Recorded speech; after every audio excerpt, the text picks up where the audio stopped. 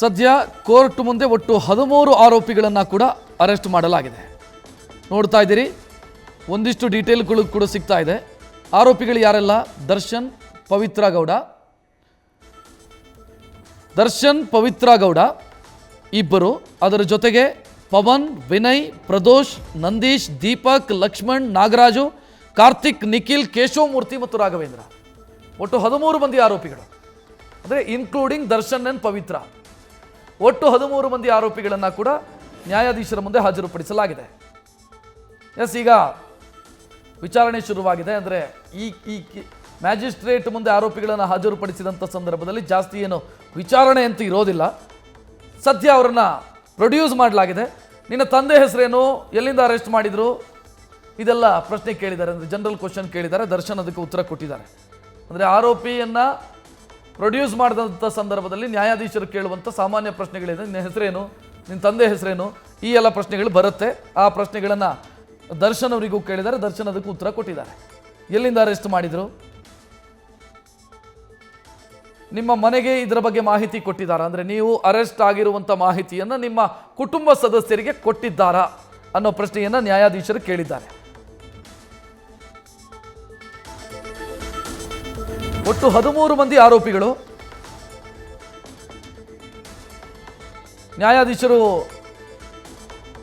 ದರ್ಶನ್ ಅವರನ್ನು ಪ್ರಶ್ನಿಸಿದಂಥ ವಿಚಾರಗಳನ್ನು ನಾನು ಈಗಾಗಲೇ ಹೇಳ್ತಾ ಇದ್ದೆ. ನಿನ್ನ ಹೆಸರೇನು, ನಿನ್ನ ತಂದೆ ಹೆಸರೇನು, ಎಲ್ಲಿಂದ ಅರೆಸ್ಟ್ ಮಾಡಿದರು, ನಿಮ್ಮ ಮನೆಯವರಿಗೆ ಮಾಹಿತಿ ಕೊಟ್ಟಿದ್ದಾರಾ, ಅರೆಸ್ಟ್ ಆಗಿರುವಂಥ ಮಾಹಿತಿಯನ್ನು ಕೊಟ್ಟಿದ್ದಾರಾ? ಹೌದು ಸ್ವಾಮಿ ಅಂತ ದರ್ಶನ್ ಅವರು ಹೇಳಿದ್ದಾರೆ ಅನ್ನೋ ಡೀಟೇಲ್ ಕೂಡ ಈಗ ಸಿಗ್ತಾ ಇದೆ.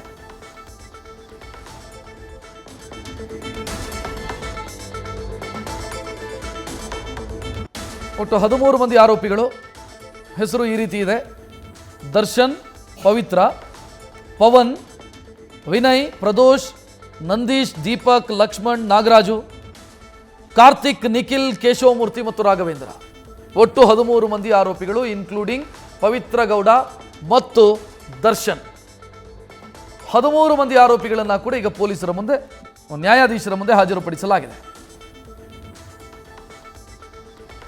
ಇನ್ನು ಪವಿತ್ರ ಗೌಡಗೂ ಕೂಡ ಸೇಮ್ ಪ್ರಶ್ನೆಯನ್ನು ಕೇಳಲಾಗಿದೆ.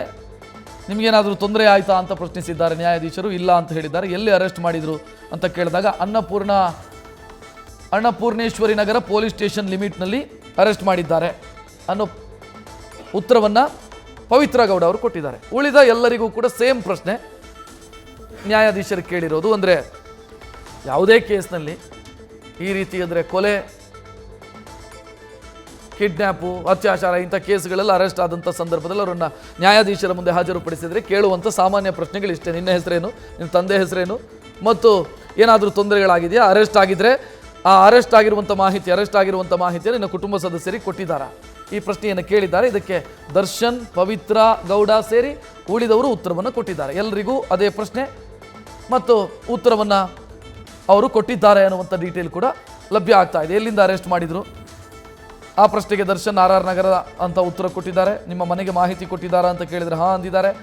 ಪವಿತ್ರ ಗೌಡಗೂ ಕೂಡ ಅದೇ ಪ್ರಶ್ನೆ ಕೇಳಿದ್ದಾರೆ. ತೊಂದರೆ ಏನಾದರೂ ಆಯಿತಾ ಅಂತ ಇಲ್ಲ ಅಂತ ಪವಿತ್ರ ಹೇಳಿದ್ದಾರೆ. ಎಲ್ಲಿ ಅರೆಸ್ಟ್ ಮಾಡಿದರು?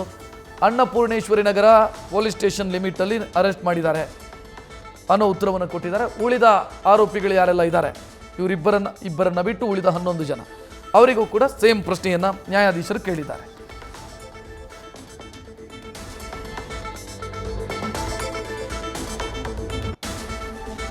ಸ್ವಲ್ಪ ಹೊತ್ತಲ್ಲಿ ನಿರ್ಧಾರ ಆಗುತ್ತೆ, ಏನು ಎತ್ತ ಅನ್ನೋದು ನಿರ್ಧಾರ ಆಗೋದಕ್ಕಿದೆ. ಎಸ್, ಇನ್ನು ಅಫಿಷಿಯಲಿ ಗೊತ್ತಾಗ್ತಾ ಇದೆ ಈ ಕೇಸ್ನ A1 ಪವಿತ್ರ, A2 ದರ್ಶನ್ ಅನ್ನೋದು ಅಫಿಷಿಯಲಿ ಗೊತ್ತಾಗ್ತಾ ಇದೆ. ಕಾರಣ, ನಿಮಗೆ ಮೊದಲಿಗೆ ಇಲ್ಲಿ FIR ದಾಖಲಾಯ್ತಲ್ಲ, ಸೆಕ್ಯೂರಿಟಿ ಗಾರ್ಡ್ ಒಬ್ಬರು ಕೊಟ್ಟಿರುವಂಥ ದೂರಿನ ಆಧಾರದ ಮೇಲೆ FIR ಆಯ್ತಲ್ಲ, ಆಗ ಯಾರು ಆರೋಪಿಗಳು ಅಂತ ಉಲ್ಲೇಖ ಇರಲಿಲ್ಲ ಆ ಕೇಸ್ನಲ್ಲಿ. ಕೊಲೆಯಾಗಿದೆ, ಒಂದು ಡೆಡ್ ಬಾಡಿ ಸಿಕ್ಕಿದೆ, ಕೊಲೆಯ ಅನುಮಾನ ಇದೆ ಅನ್ನೋದಷ್ಟೇ ಆ FIRನ ಸಾರ ಆಗಿತ್ತು. ಆದರೆ IPC ಸೆಕ್ಷನ್ 302 ಹಾಕಿದ್ರು, ಕೊಲೆ ಕೇಸನ್ನು ಆಧಾರದ ಮೇಲೆ ಕೇಸು ದಾಖಲಿಸಿದ್ರು. ಆರೋಪಿಗಳು ಯಾರು ಅನ್ನೋದು ಉಲ್ಲೇಖ ಇರಲಿಲ್ಲ. ಯಾಕಂತಂದ್ರೆ ಗೊತ್ತಾಗಿರಲಿಲ್ಲ ಯಾರು ಅನ್ನೋದು ಗೊತ್ತಾಗಿರಲಿಲ್ಲ.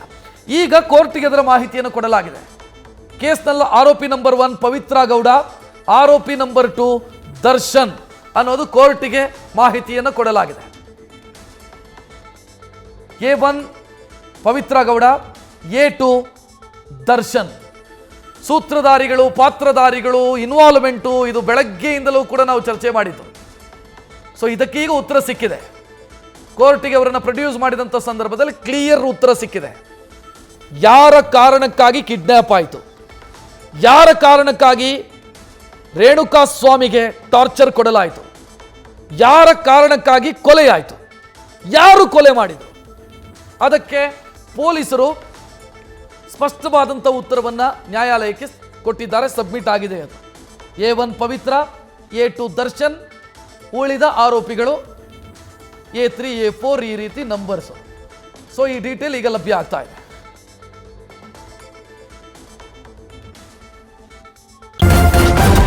ನ್ಯೂಸ್ ಫಸ್ಟ್ ನಿರ್ಭೀತಿಯಿಂದ ನಿಮ್ಮ ಪರವಾಗಿ.